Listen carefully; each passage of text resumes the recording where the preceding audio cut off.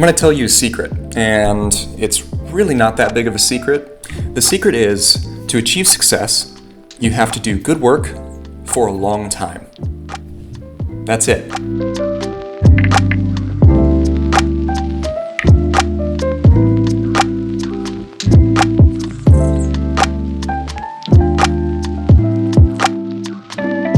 I have this quote attached to my email signature that's been there for years, and it's simple. It says, if you wait in line, your turn will come. That's often misconstrued. In fact, I had a buddy ask me about it one time. He said, I think I disagree with your email signature. I was like, why? And he said, well, aren't you saying that success comes to those who stand by passively? And I was like, no. What that email signature means is that if you put in good work and you do it for a long time, your success will come. You will achieve success.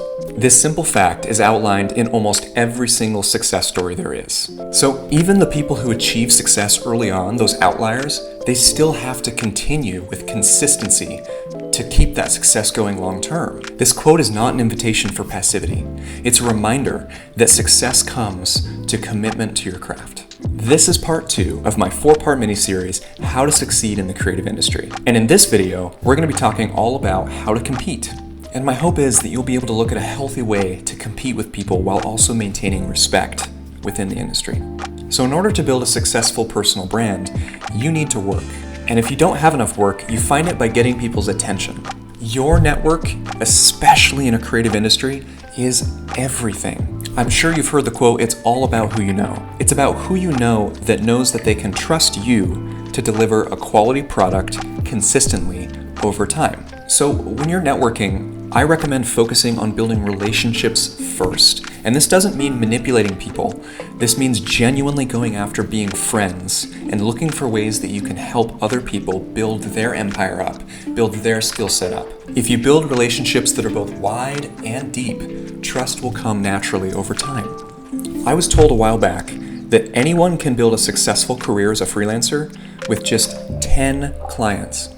10. That's just 10 people that you need to find that you vibe with, and then nurture those relationships so that you can create a consistent quality career. So I'm the kind of person who's a little bit more on the introverted spectrum, even though I probably present as a more extroverted person.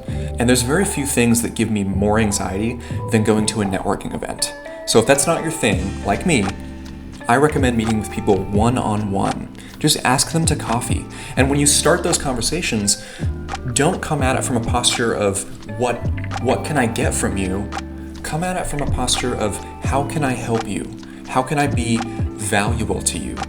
Because that's how a good relationship is founded. It's founded from a posture of mutual respect. When someone can sniff that you're trying to sell them on something, or that you're trying to leech from them, whether that be their knowledge or their connections, or personally, I'm not a fan of that. I think it comes off as kind of slimy, and I usually don't talk to those kinds of people again. So when you network, reach out to people one-on-one, buy them coffee, and just ask them about their life, their hobbies, their relationships. What are they into? What kind of media do they consume? But come at it from a posture of, I want to build a relationship with you. I want to be your friend.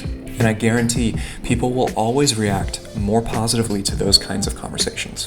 One tip I have that someone recommended to me a while back, thanks Emily, is that when you ask people to one-on-one coffee, get through the conversation, and when you're saying goodbye, ask them if they recommend any other one person that you should connect with. What I love about this is it's an easy way to get a personal referral, and you'll never run out of a list of people to meet with. Make a goal of meeting with people one-on-one once a week, or once every 2 weeks. Make sure people see you as human, honest, empathetic, relational, not transactional. At the end of the day, your technical experience should be a bonus to that relationship. Remember that people can't hate someone close up. Like, think about your closest friends and family. Even if they did the most abhorrent thing, you know them. And so, because you're close with them, you'll always be able to take a more positive, understanding stance, no matter what their decisions are. But someone who's distant, who you don't know, so much easier to judge and get angry at. So knowing that, turn that psychology around and do your best to get wide and deep with people so that they have an easier time understanding you as a human, as someone who's genuine, respectful, and honest. those are going to be the best kinds of relationships to pursue, and oftentimes the ones that you'll continue to carry through the rest of your career. In an industry where people value relationships and quality of work equally, look for ways that you can help others achieve their goals. A rising tide raises all ships, so put others first, be helpful, and build relationships. Focus on being a value-forward proposition so that you can train people to see you as valuable. Let's look at a business example. I want to expand on this by taking the value equation directly from Alex Hormozi. So, value equals positive dream outcome times perceived likelihood of achievement divided by time delay times effort and sacrifice. So to make this a little bit simpler, people associate value with having more of their positive dream outcome and perceived likelihood of achievement, and they want it to take less time and less effort and sacrifice. So that applies directly to the business world, but in the creative industry, this equation still fits if we change the terms around a little bit. You are valuable if your technical and creative expertise times your consistency divided by how long it takes times how difficult you are to work with.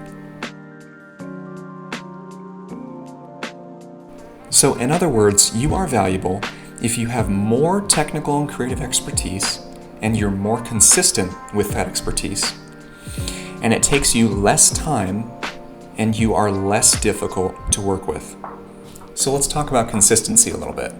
You have to stay consistent at excellence. Get to the point where you're technically good enough, and then excellence will come over time with experience.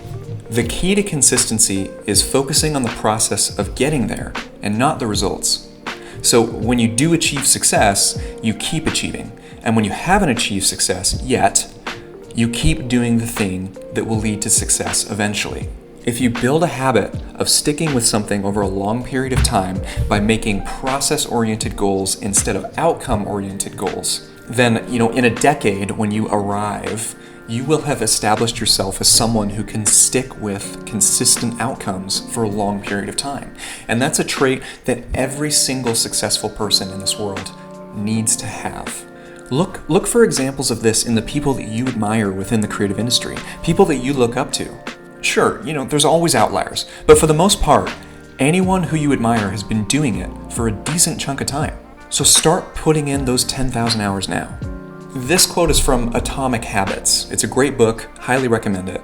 It goes, "The goals of a winner are the same as the goals of a loser." Everyone wants to be rich, everyone wants to be successful, so nobody's goals are unique. It's the activities that you do that make you unique. The goal of the winner is to commit to the activities, and the goal of the loser is to commit to the goal. If you're able to separate the activities from the goal and make the process of achieving the activities your goal, you will achieve success. Our business is not our life. There's so much more to enjoy.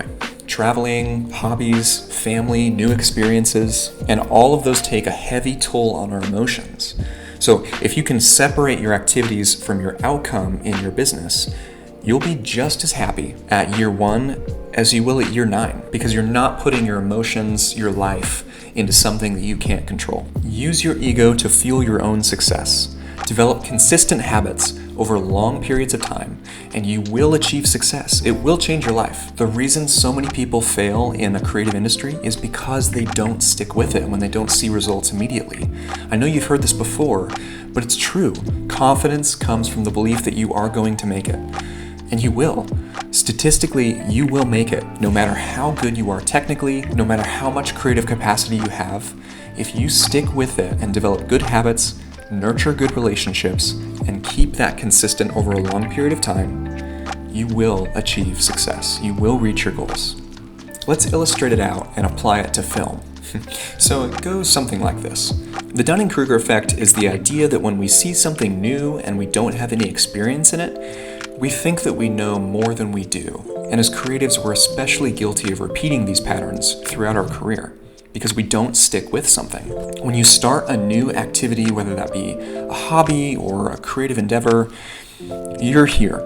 You have very little time invested and you have very little knowledge of the subject, but you look at your buddy who's been doing it for 10 years, you see the money and the success that he's making, and you think to yourself, well, he's doing it, so I should too. And you jump in. Pretty soon you hit a point where you've started that YouTube channel, you're 4 or 5 videos in, and you think to yourself, okay, this is a lot harder than I thought. This is called informed pessimism. You get to a point where you realize that it's a lot harder than you thought, and that it's going to take a lot longer to get there. You're informed, but you're not looking forward to the process ahead. As you really start putting in that time toward that 10,000 hours of mastery, you eventually reach a point where you have diminishing returns on the amount of time that you're investing. You get to a certain point where you are good enough, but you're not a master yet, and the process of taking it from good enough to mastery takes so much longer than when you first jumped in to the point of good enough that many people give up. This is called the valley of despair, and it's at this point where so many creatives are guilty of giving up and jumping onto the next thing that looks exciting. But I promise that if you stick with something, eventually you hit the point of informed optimism where those hours and time that you've put in start to actually build into a solid career. If this career is what makes you feel alive, you can't think about anything else, don't give up. If you stick with it, your time will come. Put in those hours, apply the things that I've talked about, do more research, look at other people's channels, talk to other people in the industry. There's so many more people in the industry that are far more experienced than I am that you could reach out to and ask for a cup of coffee. Network with those people and learn about their experience and their lives. Ask them good questions. Remember to be a genuine human who's genuinely interested in deep relationships first. And stick with it. In my humble opinion, with my limited experience in retrospect, that is the best way to compete in the creative industry.